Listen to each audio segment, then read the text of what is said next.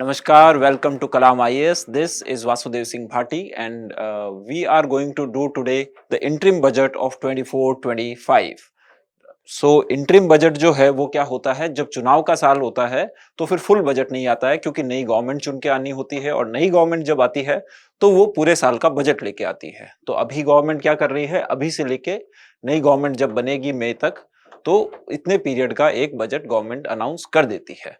सो इस बजट के अंदर the finance minister in her speech has said that the first government had the sabka saath sabka vikas as a motto, and it led to comprehensive development of all. The second government added sabka saath sabka vikas se sabka vishwas, and now moving forward this sabka vishwas will be backed by sabka prayas and India will become developed country by 2047. Now looking at the budget, तो budget क्या होता है, budget basically होता है कि कितना पैसा आना है, कहां से आना है, कितना पैसा जाना है और कहां जाना है, ये पूरे एक साल का एस्टिमेट होता है। सो 24-25 बजट के बारे में जो एस्टिमेट्स है वो कुछ ऐसे हैं कि जो जितना रुपया आना है, जो गवर्नमेंट के पास पैसा आना है, उसके अंदर हमने देखा है पहले भी कि रिसीट्स होते हैं, कैपिटल रिसीट्स होते हैं, रेवेन्यू रिसीट्स होते हैं। तो उसी तरह बोरोविंग्स भी होती है जो कि डेट क्रिएटिंग कैपिटल रिसीट्स होती है। तो 28% जितना भी पैसा गवर्नमेंट के पास आना है, जितनी भी रिसीट्स है गवर्नमेंट की, उसके अंदर 28% तो बोरोविंग्स है या फिर लोन्स है जो वो इंडिया से या फिर बाहर से लेंगे, जिसके अंदर ज्यादातर 97% इंडिया से ही होता है लगभग हर साल। सो बोरोविंग्स एंड अदर लाइबिलिटीज 28%, जो सबसे बड़ा हिस्सा है वो बोरोविंग्स एंड अदर लाइबिलिटीज है। सेकंड नंबर जो है वो है income tax. Income tax individuals जो अपनी इनकम के ऊपर टैक्स पे करते हैं वो इनकम टैक्स होता है। थर्ड नंबर, आपको एग्जैक्ट परसेंटेज इनका याद नहीं रख रहा है, मोटा मोटा फिगर याद रहे कि अच्छा this is about 28%, that is 1/4 से थोड़ा ज्यादा, एक चौथाई से थोड़ा ज्यादा जो है वो बोरोविंग्स है।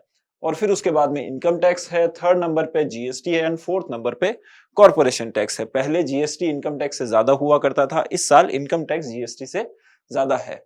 तो इसके अंदर यूपीएससी कैसे क्वेश्चन पूछ सकता है कि वो अरेंज करने को बोल सकता है और चार ऑप्शन दे देगा कि which of the following are show the correct ascending order descending order of the government receipts. तो सबसे ज्यादा बोरोविंग्स होती है, सेकंड नंबर पे इनकम टैक्स है इस साल, थर्ड नंबर पे जीएसटी है, फोर्थ नंबर पे कॉर्पोरेशन टैक्स है, फिफ्थ नंबर पे नॉन टैक्स रिसीट्स है।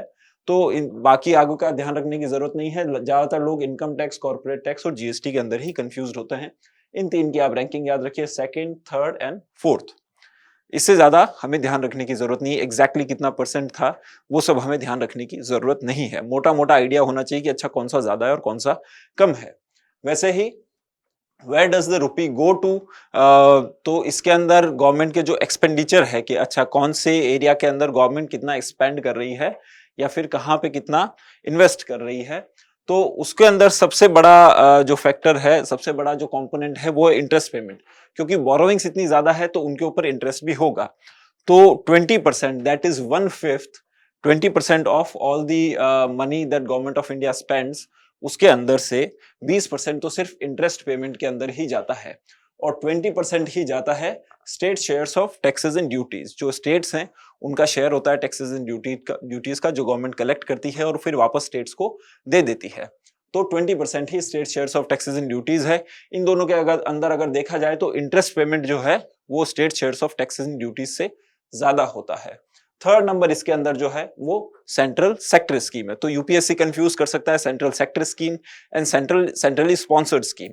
सेंट्रली स्पॉन्सर्ड स्कीम जो है वो 8% है एंड सेंट्रल सेक्टर स्कीम जो है वो 16% है। ये यहाँ पे ग्राफ में थोड़ा गड़बड़ हो गई है लगता है, बट ये ओरिजिनल ग्राफ है जो मिनिस्ट्री ऑफ फाइनेंस ने आज लॉन्च किया है वही है। So central sector scheme is the 16%, centrally sponsored scheme is 8%। तो हमें ध्यान रखना है कि सबसे ज्यादा है इंटरेस्ट पेमेंट, सेकंड नंबर पे है state share of taxes and duties, third number पे है सेंट्रल सेक्टर स्कीम और उसके बाद में आता है अदर एक्सपेंडिचर जिसको हम नहीं काउंट करेंगे। तो उसके बाद में सेंट्रली स्पॉन्सर्ड स्कीम है, डिफेंस है and finance commission and other transfer जो है, ये तीनों के तीनों 8% है। इन तीनों के अंदर रैंकिंग क्या है आपको ज्यादा जानने की जरूरत नहीं है। यूपीएससी कंफ्यूज करेगा तो या तो state shares of taxes and duties के ऊपर स्टेटमेंट दे देगा या सेंट्रल सेक्टर स्कीम और सेंट्रली स्पॉन्सर्ड स्कीम को इंटरचेंज कर देगा। तो ऐसा कुछ क्वेश्चन इसके ऊपर बन सकता है। सो आप इसका स्क्रीनशॉट लेके इसके अपने पास रेडी रखिए, वरना मिनिस्ट्री ऑफ फाइनेंस ने ये डॉक्यूमेंट अपलोड किया है, तो ये ग्राफ्स को आप वहीं से भी देख सकते हैं। और स्पेसिफिक मिनिस्ट्रीज की अगर बात करें तो सबसे ज्यादा अलोकेशन होता है मिनिस्ट्री ऑफ डिफेंस।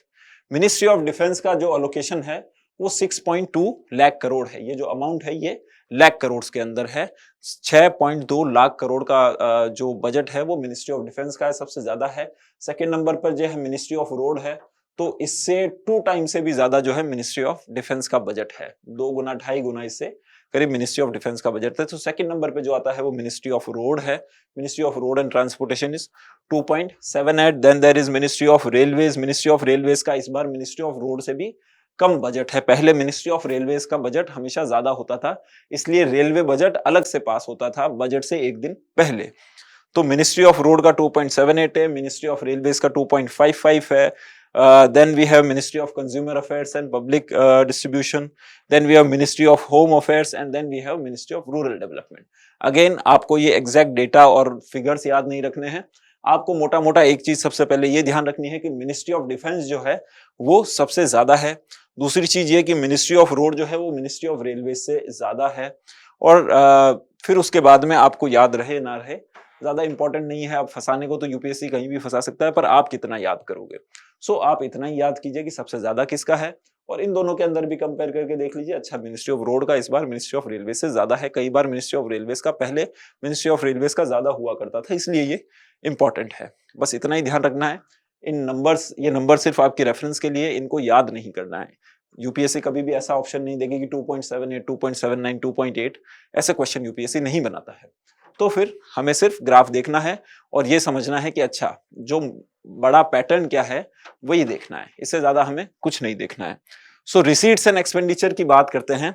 तो पहले रिसीट्स के अंदर आप रेवेन्यू रिसीट्स की बात करें तो revenue receipts have been increasing consistently, और रेवेन्यू रिसीट्स 24-25 के लिए जो प्रोजेक्टेड है वो 30 लाख करोड़ है।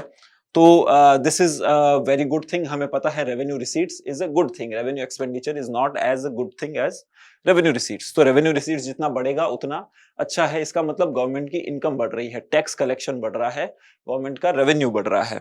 तो revenue receipts have been increasing consistently. Capital receipts जो है वो कभी इंक्रीज हो रही है कभी डिक्रीज हो रही है, बट 22-23 से और रिवाइज एस्टिमेट्स की बात करें हम तो कैपिटल रिसीट्स, ये जो है बजट एस्टिमेट्स है 23-24 के, और ये जो है वो रिवाइज्ड एस्टिमेट्स हैं 23-24 के।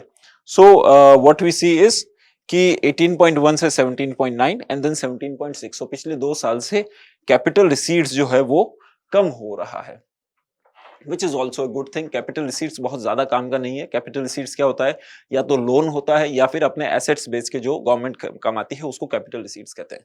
तो रेवेन्यू रिसीट्स जितना ज्यादा हो उतना अच्छा है, कैपिटल रिसीट्स जितना कम हो उतना अच्छा है। So we see revenue receipts have been increasing and capital receipts are decreasing, which is a good thing. Now coming at the expenditure, revenue expenditure भी बहुत ज्यादा बढ़ रहा है। इस साल भी रेवेन्यू एक्सपेंडिचर काफी बढ़ गया है, 35 लाख करोड़ से 36.5 लाख करोड़ इंक्रीज हो गया है। Revenue expenditure is most of the time non productive expenditure. Non productive कैसे कि वो जरूरी होता है पर उसका लॉन्ग टर्म इंपैक्ट कुछ ज्यादा नहीं होता है। फॉर एग्जाम्पल सब्सिडीज के अंदर एडमिनिस्ट्रेटिव एक्सपेंसेस जो है, सैलरीज है, पेंशन है, ये सारी चीजें रेवेन्यू एक्सपेंडिचर के अंदर आती है, जिसका गवर्नमेंट को फ्यूचर के अंदर कोई रिटर्न नहीं मिलेगा। वेयरएज कैपिटल एक्सपेंडिचर जो भी गवर्नमेंट करती है उसका रिटर्न उनको मिलता है, जैसे रोड का कंस्ट्रक्शन कर रहे हैं, रेलवे का कंस्ट्रक्शन कर रहे हैं। सो ये सब कैपिटल एक्सपेंडिचर का पार्ट है। We see revenue expenditure much higher than effective capital expenditure. Effective capital expenditure क्या है, गवर्नमेंट अपना कैपिटल एक्सपेंडिचर करती है और स्टेट्स को भी ग्रांट्स देती है for the purpose of capital expenditure. तो उन दोनों को मिला के इफेक्टिव कैपिटल एक्सपेंडिचर बनता है, इसीलिए वो 15 लाख करोड़ है, वरना इस साल का कैपिटल एक्सपेंडिचर 11,11,111 करोड़ रुपए है। Now looking at the capital expenditure, so capital expenditure have been increasing consistently from past 7 years.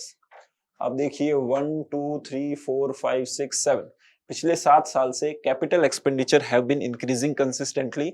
जो एक टाइम पे 3 लाख करोड़ से भी कम था, इस साल के बजट में जो कैपिटल एक्सपेंडिचर है 11,11,111 करोड़ रुपए है। तो कैपिटल एक्सपेंडिचर लास्ट ईयर कितना था, लास्ट ईयर 10 लाख करोड़ था। ये इंपॉर्टेंट है क्योंकि कैपिटल एक्सपेंडिचर के ऊपर सवाल पूछा जा सकता है। कैपिटल एक्सपेंडिचर लास्ट ईयर जो था वो 10 लाख करोड़ है, इस बार 11,11,111 करोड़ है। तो there is 11% increase in capital expenditure this year. This is 11% increase in the capital expenditure this year. So capital expenditure is 11 lakh 11 crore 11 lakh 11,111 crore जो कि have been increasing consistently every year from the past 7 years, which is a very good thing, very impressive thing. इससे पहले भी government ने पिछले 2-3 साल से 30% से भी ज्यादा, जहां यहाँ आप देखेंगे ये 7 लाख करोड़ से बढ़ के 10 लाख करोड़ हो गया, 7.5 से ये 5 से बढ़ के 7 लाख करोड़ हो गया था। सो गवर्नमेंट इससे पहले 30-35% कैपिटल एक्सपेंडिचर को इंक्रीज कर रही थी। इस साल they increase it by 11%।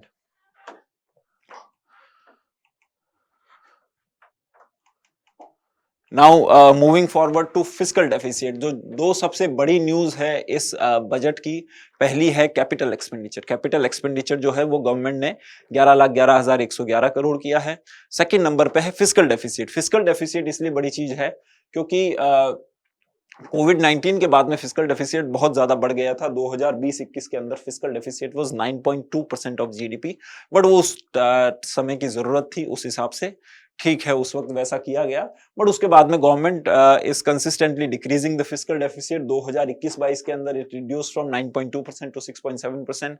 Again you don't have to remember the data, you don't have to remember कि अच्छा एग्जैक्टली कितना परसेंट हुआ है। You just have to look at the trends कि अच्छा ट्रेंड्स क्या रहे हैं। जैसा कि हमने पहले देखा capital expenditure have been increasing consistently, वैसे ही आप फिस्कल डेफिसिट देखोगे, fiscal deficit is decreasing consistently. पहले ये 9.2% था, फिर 6.7, फिर 6.4, फिर 5.9 and this years target is 5.1%, which is very impressive. Again, people were not expecting it to go as low as 5.1%. IMF ने भी 2-3 दिन पहले ही प्रोजेक्शन दिया था कि government can have a fiscal deficit target of 5.3%, but government have beaten even the IMF expectation और 5.1% का fiscal deficit रखा है, which is a very impressive thing, especially in the year of election, जब लोगों को populist schemes की आदत होती है, तब भी गवर्नमेंट ने fiscal deficit कम रखा है। So we can see कि जो 4.5% का टारगेट है 2025-26 तक, गवर्नमेंट ऑफ इंडिया का टारगेट है कि नेक्स्ट ईयर तक फिस्कल डेफिसिट को 4.5% करना है। नेक्स्ट ईयर तक फिस्कल डेफिसिट को 4.5% करना है। So this target is now seems achievable, पहले ये नहीं लग रहा था। So in this at Kalam IAS we have brought you a new program HY Economy, where we are going to teach you 1 years of current affairs in just 6 classes. So economy is the lowest hanging fruit in your prelims की preparation के अंदर अगर सबसे ज्यादा rewarding कोई भी subject है तो वो इकोनॉमी ही है। बट इकोनॉमी को पढ़ना कैसे है ये कई लोगों को नहीं आता है और एग्जाम में इजी क्वेश्चंस को भी वो गलत कराते हैं। आप अगर प्रीवियस ईयर क्वेश्चंस देखेंगे तो 30+ मार्क्स करीब इकोनॉमी से ही आते हैं, 28 to 30 मार्क्स करीब इकोनॉमी से आते हैं। So what we are going to do in this course is we are going to understand the concepts based on current affairs. हम करंट अफेयर्स देखेंगे, बट यूपीएससी जो है we have analysed the previous year papers, और पिछले 12 साल के paper में हमने देखा कि 81% of the questions were conceptual in nature, only 19% of the questions were factual in nature. जब 81% क्वेश्चन कंसेप्चुअल है तो फिर हम फैक्ट्स के पीछे क्यों भागे। तो इसीलिए what we are going to do in this course is we are going to learn the concepts based on current affairs. जो भी करंट अफेयर्स में न्यूज में रहा है उसके बेसिस पे उसके अराउंड जो भी कॉन्सेप्ट्स है वो सब हम पढ़ेंगे इसके अंदर। We are going to do PYQ analysis, अच्छा कैसे क्वेश्चंस यूपीएससी पूछती है। आप न्यूज़पेपर पढ़े, आप कोई भी बुक पढ़े, उससे पहले एक बार पीवाईक्यू जरूर उठा के देखिएगा। वही चीज हम इस कोर्स के अंदर भी करने वाले हैं। We are going to do the complete coverage of 1 year's current affairs of economy in just 6 classes, and we are also going to do economic survey and budget in detail. ये आज का जो वीडियो है ये सिर्फ brief के अंदर budget के अंदर क्या हुआ है वो आपकी अंडरस्टैंडिंग के लिए है, but we are going to do in detail कि इकोनॉमिक सर्वे एंड बजट के अंदर क्या गवर्नमेंट ने इस साल किया है। उसके ऊपर से अगर कोई भी क्वेश्चन आता है then we will do that. और इसके साथ के साथ में हर एक क्लास के बाद में you will get concepts note. तो आपको नोट्स मिलेंगे, handouts, so that you can revise them just before the prelims exam, and you can score well in the exam. Now this is the example of how current affairs are linked to uh, concepts, और UPSC उनके around question पूछती है। जैसे 2022 के अंदर news आई थी कि RBI ने जो है रुपी वॉलेटिलिटी के लिए डॉलर्स को सेल किया, और वैसे ही सिमिलर एक और न्यूज थी कि डिजिटल रुपी क्या होता है, और आरबीआई ने उसके ऊपर पायलट प्रोजेक्ट लॉन्च किया था। Now look at the questions in prelims 2023 first based on this news कि स्टेरिलाइजेशन क्या होता है। जब भी आरबीआई डॉलर सेल करती है या डॉलर्स बाय करती है तो उससे इन्फ्लेशन और रुपी की सप्लाई के ऊपर काफी अफेक्ट होता है। तो उस रुपी की सप्लाई को मेंटेन करने के लिए, इंडिया की इकोनॉमी के अंदर मेंटेन रहे, और आरबीआई कंडक्ट स्टेरिलाइजेशन। सो अगर आपने ये न्यूज पढ़ी एंड यू अंडरस्टैंड ओके इसके पीछे कॉन्सेप्ट क्या है, आरबीआई ऐसा क्यों करती है और इसके बाद में क्या करती है, सो you would know, you will be easily able to solve this question. So sterilization is conducting open market operations, जहां पे आरबीआई गवर्नमेंट सिक्योरिटीज बेचती है और कैश कलेक्ट करती है, या फिर गवर्नमेंट सिक्योरिटीज को खरीदती है और कैश इकोनॉमी के अंदर फ्लड करती है। So this was the question based on this news. और वैसे ही डिजिटल रुपी के ऊपर क्वेश्चन लोगों ने डिजिटल रुपी रट के चले गए थे, बट यूपीएससी ने डिजिटल रुपी के ऊपर भी कंसेप्चुअल क्वेश्चन पूछा कि अच्छा डिजिटल रुपी जो है उसके पीछे की कहानी पूछी कि ये होता क्या है, कैसे होता है, what are the things that it can do. So वैसे ही यूपीएससी जो है वो कभी भी ये नहीं पूछेगा कि अच्छा आरबीआई ने किस तारीख को डिजिटल रुपी लॉन्च किया था, या फिर उसके बारे में कोई फैक्चुअल क्वेश्चन कि अच्छा कौन सी कंट्रीज ने डिजिटल रुपी लॉन्च किया है। यूपीएससी ऐसे क्वेश्चन नहीं पूछता है, यूपीएससी पूछता है कॉन्सेप्ट्स। अगर आप कोई चीज न्यूज में रही है तो उसके ऊपर वो कंसेप्चुअल क्वेश्चन पूछता है। So this is what we are going to do in this course. ये कोर्स का शेड्यूल है, we are going to start by 5th of February, and in just 6 class first we will do the Indian economy review। इस साल economic survey नहीं आया है, so the Indian economy review जो government of India ने document दिया है उसको हम करेंगे अच्छे से, फिर बजट करेंगे, और फिर उसके बाद में ये 4 क्लासेस करेंगे जिसके अंदर we will cover the 1 year's current affairs in just these days, and you will be done with the economy for your prelims. Now moving forward, budget के अंदर ये ग्राफ्स भी थे। बजट के अंदर आप देखोगे कि आपको कोई भी स्कीम के कोई भी डेटा नहीं याद रखना है, बस उसके अंदर जो ग्राफ आए आप उनके ऊपर एक नजर डाल लीजिए और 2-4 बार उनको देखिए, ताकि आपको पता चल जाए कि कौन सी चीज कंसिस्टेंटली इंक्रीजिंग है या कौन सी चीज कंसिस्टेंटली डिक्रीजिंग है। क्योंकि यूपीएससी की आदत है ऐसे क्वेश्चन पूछ लेते हैं वो कि which of the following is consistently increasing और which of the following is consistently decreasing. तो वैसे ही आप देखोगे अनएम्प्लॉयमेंट रेट है, unemployment rate periodic labour force survey बताता है अनएम्प्लॉयमेंट रेट क्या रहता है। सो पीएलएफएस का ये डेटा है। तो पीएलएफएस ने पीरियोडिक लेबर फोर्स सर्वे, पीएलएफएस का ये डेटा है, और जब से पीएलएफएस आ रहा है 2017-18 के अंदर फर्स्ट सर्वे आया था, तब से 6.1%, 5.8, 4.8, 4.2, 4.1 एंड 3.2%। तो जो अनएम्प्लॉयमेंट रेट है this is reducing consistently from past 5 years। सो इसके अराउंड यूपीएससी क्वेश्चन पूछ सकता है, तो आपको ये पता होना चाहिए। वैसे ही डिजिटल ट्रांजैक्शंस की जो वॉल्यूम है दिस इज इंक्रीजिंग कंसिस्टेंटली। और एक और चीज देखेंगे हम, ग्रॉस एनपीए जो बैंक्स के अंदर नॉन परफॉर्मिंग असेट्स होते हैं, तो ग्रॉस नॉन परफॉर्मिंग असेट्स का अगर आप देखोगे फाइनेंशियल ईयर 2018 के बाद में they have been reducing consistently. आपको एग्जैक्ट फिगर्स याद नहीं रखने हैं, आपको बस ट्रेंड्स देखने हैं कि अच्छा कौन सी चीज की किस तरफ ट्रेंडिंग है, और यूपीएससी उसी के अराउंड क्वेश्चन फ्रेम करता है। तो इससे पहले they were increasing consistently and now they are decreasing consistently। financial year 2018 was a watershed, उससे पहले it was increasing consistently and after that they have been reducing consistently, whereas you will see that current account deficit के अंदर कोई trend नहीं है, कभी वो increase होता है, कभी डिक्रीज होता है, कभी इंक्रीज होता है, कभी डिक्रीज होता है।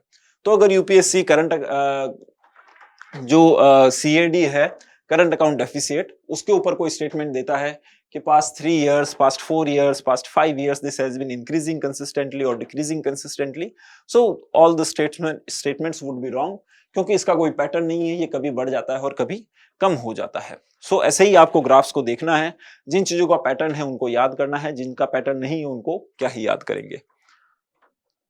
So next is India and the world. ये भी बजट के अंदर आप देखोगे जो हाइलाइट्स है उसके अंदर। सो यूपीएससी इसके ऊपर भी क्वेश्चन पूछ सकता है कि पिछले 10 साल में या पिछले 5 साल के अंदर इंडिया की ग्रोथ रेट है जो वर्ल्ड की ग्रोथ रेट से ज्यादा रही है। बट डॉलर के टर्म्स की अगर हम बात करें, again this is not in rupees terms, this is in dollar term. Dollar GDP की बात हो रही है वर्ल्ड और इंडिया की। तो जो ग्रोथ रेट है उसके अंदर यू विल सी कि इंडिया पहले ऊपर था 2014 से लेके 2019 तक। 19 के अंदर India was less than world, 20 के अंदर India was more than world, 21 के अंदर इंडिया लेस देन वर्ल्ड, 22 के अंदर इंडिया मोर देन वर्ल्ड, और उसके बाद में दे आर प्रोजेक्टिंग कि it will be more than world. So अगर यूपीएससी क्वेश्चन बोल दे कि 3 साल से वर्ल्ड से कम ही है या फिर ज्यादा ही है, या 5 साल से ज्यादा ही है या 5 साल से कम ही है, सो ऑल दो स्टेटमेंट वुड बी रॉन्ग। कभी ये वर्ल्ड की ग्रोथ रेट से कम होता है, कभी ये वर्ल्ड की ग्रोथ रेट से ज्यादा होता है in terms of dollars. So this is it from my side today. अगर आपको ये लेक्चर अच्छा लगा so please come visit the Kalam IAS institute. Jaipur में भी आप आ सकते हैं, दिल्ली में भी आप आ सकते हैं। So we are going to have those classes. आपको पहले रजिस्टर करने की जरूरत नहीं है, you can directly come there on 5th of February. You attend the class you like. If you like the class, then you continue. If you don't like, then well, that's how it is. So this is it from my side today. Thank you very much. Hope we will see you in our Edge via Economy classes. Thank you.